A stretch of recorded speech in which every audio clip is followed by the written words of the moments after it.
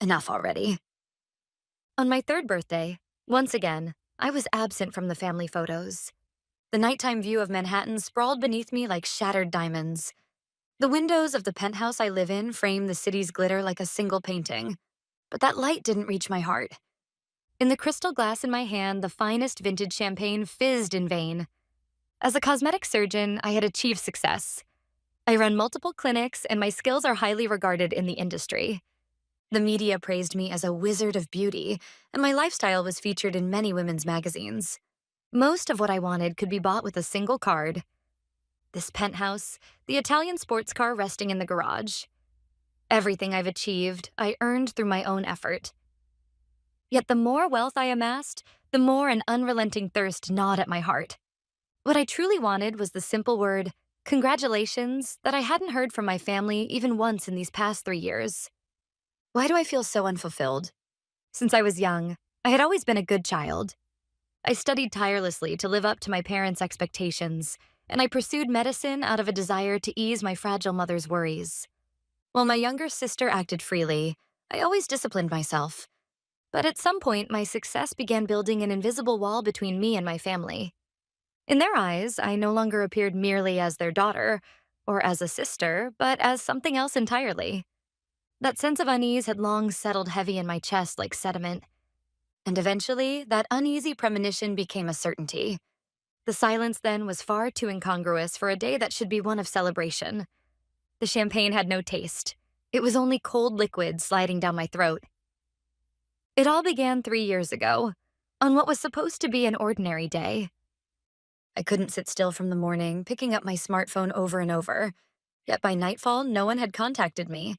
Frustrated, I called my mother, and on the other end of the line came a light, unbothered voice as if she were talking about the weather. I'm sorry. I've been so busy I completely forgot." That single phrase silenced my world. I didn't want a present. I just wanted her to remember, even for a moment, the day when her daughter came into the world. That wish crumbled away, unbearably fragile. And then came the second year. That memory struck me again, this time as an even sharper pain. On a first-class flight to an overseas conference, I scrolled through my sister's SNS and saw photos of a grand birthday party for her son. They had rented out a famous hotel, theme park characters were dancing, and the family smiled brightly, surrounded by mountains of presents. Those radiant photos highlighted my own loneliness. A pang ran through my chest, but I forced myself to say, it can't be helped if it's for the child. However, on my own birthday, I hesitantly reached out to my mother, and what came back was an unforgettable line. "You're an adult now, so don't make a fuss over your birthday." Her incredulous voice stabbed my faint hopes with a cold knife named contempt, completely annihilating them without a trace. After hanging up, I stared at the sea of clouds outside the window for a while. No tears came. I could only feel something deep inside me freezing over. Was the phrase, "because you're an adult," just a convenient spell to shut down my emotions? If that's the case, I resolved to never again hope like a child in front of them. Yes, I had sworn that firmly. Then the fateful third year came. It was then that I finally came face to face with their true nature. It happened when I casually opened my Instagram during a break at work.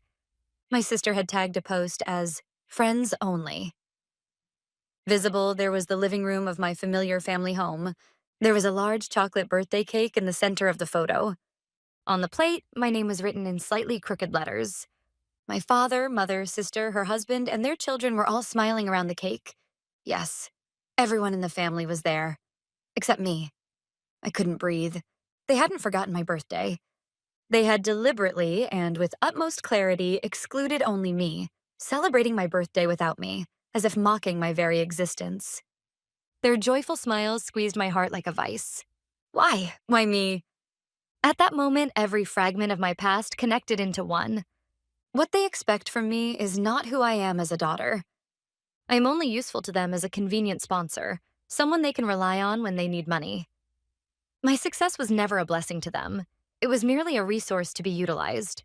The taste of champagne, the city night view stretching before me, the career I had built, all of it suddenly felt meaningless. Yet in the depths of despair, a cold flame ignited in my heart. It was not sadness. It was anger. I quietly closed my smartphone and stood up. The face reflected in the mirror was colder and more resolute than ever before. I would never again allow them to disturb the peace of my mind, and I decided to completely separate their existence from my life. I vowed to escape the curse of what is called family. With that single intention, I began to act. I chose to create a sanctuary for my soul. Why did I choose a villa in the mountains? City life had given me wealth and fame, but it had also brought relentless noise. Reservation calls, reports from staff, invitations to conferences, and occasionally, requests for money from my family. My time was constantly consumed by others, and my spirit was steadily worn down. What I sought was a place governed only by complete solitude and the kind of silence like a ringing in the ears. A place where no expectations, jealousy, or desire could reach me. Like a castle in the sky. I consulted multiple real estate agents and had them list properties across the US, and sometimes even abroad. Yet none of them captured my heart. Then one day, an agent prefaced with, "This is a bit unusual," and showed me that land. It was priced at a total of $15 million. I hesitated for a moment, but the moment I saw the photos of untouched nature and the log house quietly standing in the forest, my soul trembled. This is where I belong. I will never forget the day I visited the land for the first time after completing the contract. The moment I got out of the car, I was enveloped by the rich scent of wood and the smell of damp earth.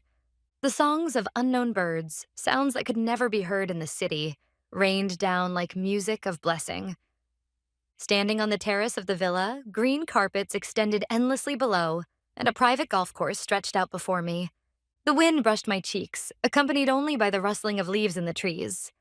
I took a slow, deep breath and felt the toxins in my body being cleansed. This is my castle, a kingdom that belongs only to me, impervious to anyone. I must protect this silence, this peace, no matter what. Yes, I swore this strongly in my heart, but I was not simply lost in a dream. My vigilance had been sharpened to a razor's edge by countless experiences in the past, as if I were a predator. Back when the clinic's startup funds were still insufficient, my mother demanded practical financial support, saying, "Make the clinic look impressive for the sake of our relatives." When I refused, she went around the neighborhood spreading rumors, saying, "My daughter is cold." At my sister's wedding, as expected, she tried to make me cover the entire cost of the overseas ceremony, saying, "You're the older sister. You should be able to afford this, right?" Their demands escalated year after year, asking me to cover the children's tuition, overseas trips, and even the purchase of luxury goods. They seemed to think my wallet belonged to them. These experiences taught me something. For them, family ties are nothing more than a free pass to justify infinite demands. That is why I needed to build, in this castle, not only physical walls, but legal ones as well. I immediately contacted a skillful lawyer who specializes in asset planning. After listening to my story, he quietly said, "Do not fight with emotions. The weapons we should use are unshakable facts and the law that supports them." His advice cleared my mind. We immediately began taking action. First, we established an LLC, a limited liability company, solely to manage and own this property. The procedures were complicated, but this was an invisible shield and a legal armor to protect my assets and privacy from greedy hyenas. I transferred all ownership to the LLC and ensured that my personal name was erased from all public documents. This was not merely a defensive measure. It was a declaration of war from me, aimed at redefining my relationship with them under the law. Yet I wanted to share the joy of my new life with someone. Just a little, as a small gift. I posted a single photo on social media, taken from the terrace of my mountain house, capturing a blazing sunset. With just one caption, "My new hideaway." Little did I know that would be the fateful cannon signaling the end of my peaceful days. Just hours after the post, a family chat notification broke through the silence. It was from my mother. "Your sister was just looking for a big house for her children. We'll move in on Friday. Thank you so much." It was an insane, one-sided message. Just when I was at a loss in surprise and anger, I received a message from my sister asking for a follow-up. "The house is too big for a single person like you, right? We'll make use of it, so you should be grateful." Grateful? It was as if I had bought a $15 million castle for them. I was so angry that I couldn't even laugh anymore. This was reality. Unfortunately, my premonition was never wrong, but the real fear came later. A few days later, I received a suspicious call from the company that entrusted the management of the villa. The other day, I received a request from a person claiming to be your mother asking for a duplicate key. My blood boiled.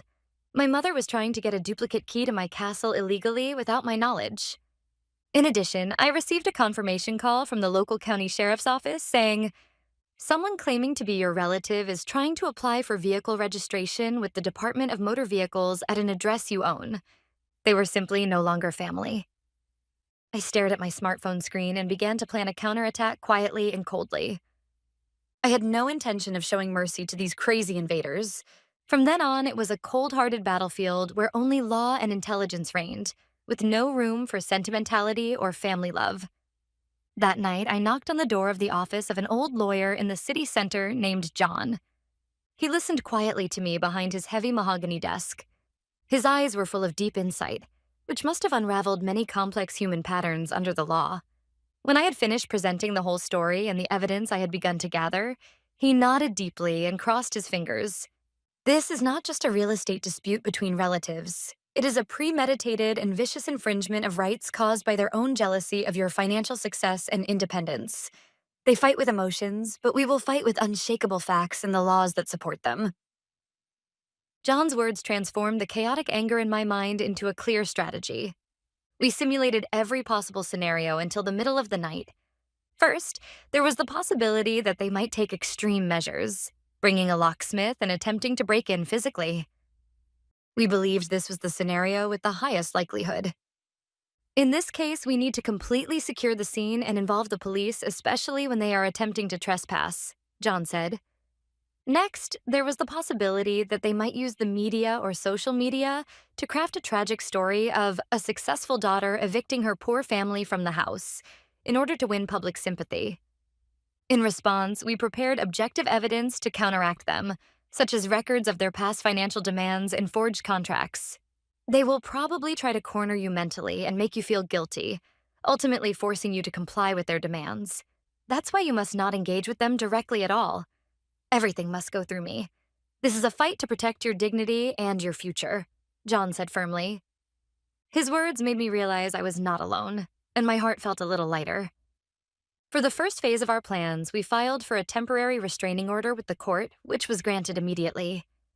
It would be a clear crime the moment they set foot on my land.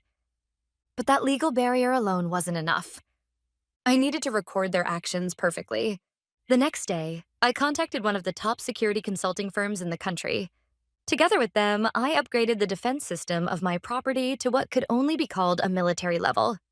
From the entrance gate to the villa's front door, back door, and every window, we added the latest security cameras capable of clearly identifying faces and license plates in 4K resolution even at night, eliminating all blind spots.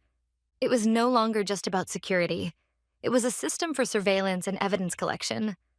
I replaced the front door with a Swiss-made smart lock that could not be opened with a physical key, requiring 3 steps: my fingerprint, vein authentication, and a randomly generated passcode. These investments alone cost about as much as a luxury car, but for the sake of my peace and safety, it was a reasonable price. However, just waiting wasn't enough. I decided to take a more proactive approach.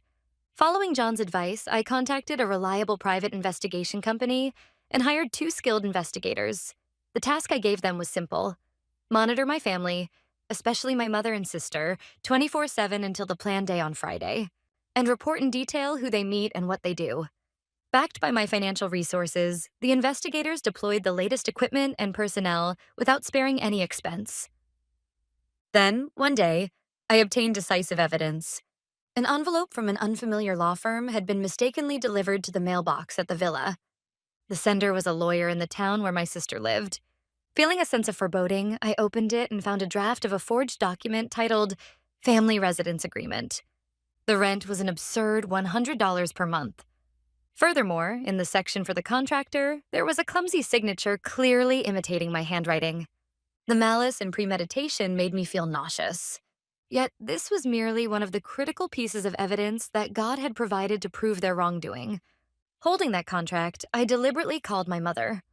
I put the phone on speaker mode and, following John's instructions, pressed the record button on my IC recorder. Mom, about my house. Before I could finish, my mother interrupted, launching into her speech as if she had been waiting for this moment. Ah, finally you're ready to talk. Your sister and the kids are thrilled about your new house. Managing such a large home would be hard for you alone, right? We'll make proper use of it, so you should be grateful. I calmly, but feigning slight ignorance, asked, But it's so sudden. Then my mother, with an air of triumph, began revealing their plans in full. It's okay. I've asked a professional to do all the paperwork. You just need to sign it. If you use that house as collateral, you can pay off the debt of your sister's husband's business, and we can kill two birds with one stone. The moment I heard those words, any remaining feeling I had for them completely disappeared from my heart. Not only did they try to take away my house, but they also intended to burden me with huge debts. Reports from the investigators arrived one after another. An audio recording of my sister contacting several locksmiths in the city to get an estimate for their services. A hidden camera footage of my mother meeting with a moving company and triumphantly explaining the amount of their luggage. A record of my father visiting the government office to discuss the transfer of ownership of real estate in the name of the LLC. All the pieces were connected into one, and the whole picture of their ugly desires emerged with frightening clarity. For Friday, the final day, I finished arranging all the pieces on the board. At the clinic, I was focused on smiling at my patients as usual and bringing out their beauty to the fullest. But under my white coat, my heart was burning with the battle that awaited me over the weekend. Occasionally, memories of my childhood would suddenly come back. A summer day when my sister and I set off fireworks in the garden of our parents' house. The night my mother took care of me all night because I had a fever. Those memories were sweet, but came to hurt so much. However, as if to shake off that sentimentality, I looked at the forged contracts and investigation reports. This was not a battle to protect the beautiful memories of the past. It was an inevitable war to protect my future and my dignity. On the eve of the decisive confrontation, I was alone in my quiet mountain house. The huge monitor in the living room showed images from more than a dozen cameras installed on the premises in real time. Forests emerging in the dark, approaches shrouded in silence, tightly closed gates. Everything was under my control. I took a sip of cold Earl Grey and quietly waited for the dawn to break in this perfect fortress. All that was left was to wait for the stupid invaders to catch this spider web themselves. The fateful Friday had arrived. That morning was eerily clear, like the calm before a storm. The mountain air was crisp, and the gentle chirping of birds resonated peacefully. However, inside the house, a tense atmosphere dominated, as if it were a command center awaiting an impending battle.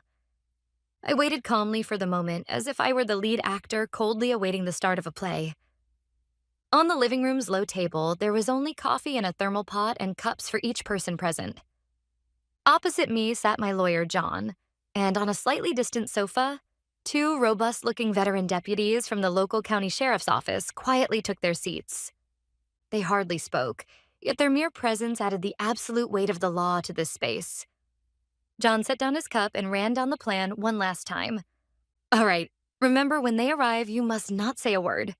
No matter what insults they throw at you, or how they try to elicit pity with tears, you must never show your emotions. Your silence is our greatest weapon. Leave everything to us. I nodded silently. I was already prepared emotionally. The sentiment that had tormented me for years no longer existed in my heart. 2:14 p.m. Breaking the silence, a faint electronic beep sounded from the gate sensor. The feed from the surveillance camera appeared on the living room's massive monitor. Along with the heavy sound of tires crunching gravel, the first thing to enter my view was a huge truck marked with the logo of a major moving company. Behind it slid my familiar father's luxury sedan. I stared at the monitor intently. The sight of my family stepping out of the cars was far more ridiculous and grotesque than I had imagined. My mother, as if she had become the new mistress of this castle, shouted instructions at the moving team leader. My father proudly crossed his arms, gazing at the house's grandeur. And my younger sister, pulling a child along, acted as if taking a commemorative photo with her smartphone, hopping about excitedly. On their faces, there was not a trace of guilt, nor any thought for me. There was only the shameless certainty of victory, the belief that they had lawfully taken someone else's property. I've called the locksmith, so let him in immediately, My mother's high-pitched voice came through clearly via the high-performance microphone. Soon, a small van arrived and a man in work clothes got out. Seeing him head toward the entrance with his toolbox, John gave me a subtle nod. Time's up. I slowly stood up and took a deep breath, just once. My heart was remarkably calm. It was as if I were gathering my mental focus before performing surgery, an extreme calmness that took hold of me. John and the two deputies followed behind me. Step by step, our footsteps toward the entrance echoed unusually loudly. The intercom blared loudly, and the monitor displayed my father pounding on the front door and shouting, "This is our house." His face was flushed and red. I unlocked the smart lock with fingerprint recognition and placed my hand on the solid oak doorknob. Then, slowly but with no hesitation, I opened the door inward. Their noise flowed in with the bright light outside. And in that light, my family's smiles froze instantaneously, as if time had stopped the moment they saw me. Their gaze went past my face and fixed on the presence of unfamiliar men standing behind me. A sharp-eyed lawyer in a suit staring directly at them. And flanking him, two strong deputy sheriffs in uniform. Even the movers and the locksmith were dumbfounded, unable to understand what was happening, simply staring at the strange scene. The first to snap back to reality was my father. "What are you doing? Entering someone's house without permission." His voice was a clear bluff. At that moment, the older deputy sheriff stepped forward and broke the silence. He completely ignored my father's words and pulled several documents from a thick envelope he was holding. "We are deputies executing our duties under a court order. We have several legal notifications and warnings for you." Everyone present held their breath at that calm yet profoundly authoritative voice. The deputy first held one of the documents up directly in front of my father. "This is a formal TRO, a temporary restraining order issued by the court on the petition of the corporation that owns this land and building. All of your families are hereby strictly prohibited from entering this site from today onwards." My father's face changed from red with anger to blue with astonishment. My mother hysterically shouted, "This must be some kind of mistake. After all, I am the owner's mother." But the deputy sheriff didn't change his expression at all. "Your relationship has no effect on the validity of this order, and—" He handed my father another document. "This case has been formally sent to the district attorney's office on charges of forgery and attempted grand larceny. And here, apart from that, is a civil lawsuit seeking damages against all of you." "Significant theft?" my sister muttered in a trembling voice. At that moment, the first person to completely collapse was my sister's husband. "Oh, this is completely crazy. You guys said everything is legal. I don't want to go to jail. There's no way we can live here." He cried and ran to his car as if he were literally scattering spider babies and left at breakneck speed. The movers and locksmiths then completely understood what was happening. When they looked at each other, they silently put away their tools without being instructed by anyone and returned to their cars in a hurry. The only people left behind were my family, who were isolated and helpless. The father, mother, and sister just stood there in a daze. My mother looked me in the eye and screamed as if she were making a last wish. "Why have you done such a terrible thing? We're no longer family." As promised to John, I did not say a word. However, with an ice-cold gaze, I quietly looked back at the parasites that had eaten away at my life. My silence was my last, yet most eloquent answer to them. It was a perfect, complete victory, utilizing law and intelligence. And then, the moment finally arrived. The moment when complete peace and silence returned to my castle. However, contrary to the exhilaration of victory, my heart was not entirely clear. The weight of the chains I thought I had broken pressed on my heart like a phantom. Legal victory did not mean emotional closure. John, my lawyer, delivered his report in a calm yet brutally straightforward manner, confronting me with the harsh reality. My father had his social standing and pride completely shattered. On top of being accused of having attempted theft at a grand scale, he faced a civil lawsuit demanding substantial damages, and news of his downfall spread rapidly through his modest community. He lost his country club membership, and his friends began to avoid him. I heard that he shifted all responsibility onto my mother and increasingly drowned himself in alcohol. The authority he once wielded over me completely disappeared. My mother faced the greatest miscalculation of her life. She had been convinced that I would eventually give in, thinking, because we are family. Faced with legal measures beyond her understanding, she lost her will to fight. Berated by my father and stripped of the financial support she had always relied on, the appearance of a wealthy family that she desperately tried to protect collapsed like a castle built on sand.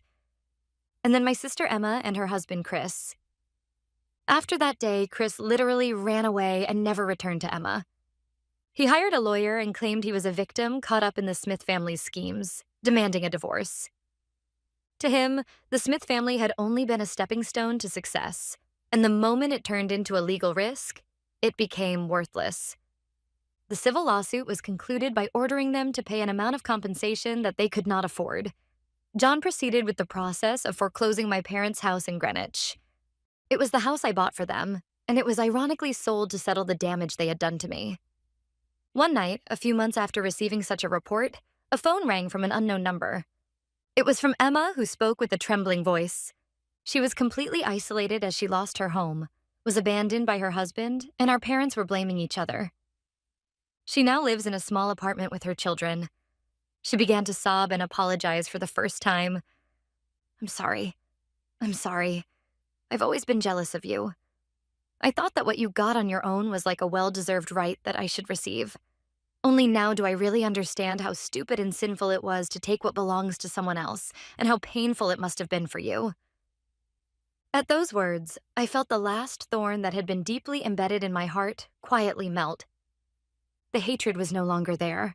There was only deep sadness and indelible pity for the person who shared my blood. A few weeks later, I invited Emma and her children to my house. On the terrace that was the venue of our previous confrontation, we watched the sunset and talked for hours. She tearfully spoke of her mistakes, how pampered she was, and her distorted feelings for me. I just listened quietly. No one can make up for lost time, and the past mistakes may never go away. However, we may be able to slowly build new relationships, this time with our own hands, as equal human beings. I didn't tell her I had forgiven her until the end. It was because I felt it was too late. Instead, I told her, Emma, I'm going to set up a fund for you and your children to start a new life. But this is not a free gift. This is your last chance to stand on your own feet. Don't live a life by depending on someone else again.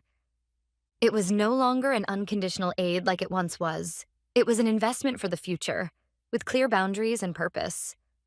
True strength isn't just about utterly defeating the other person.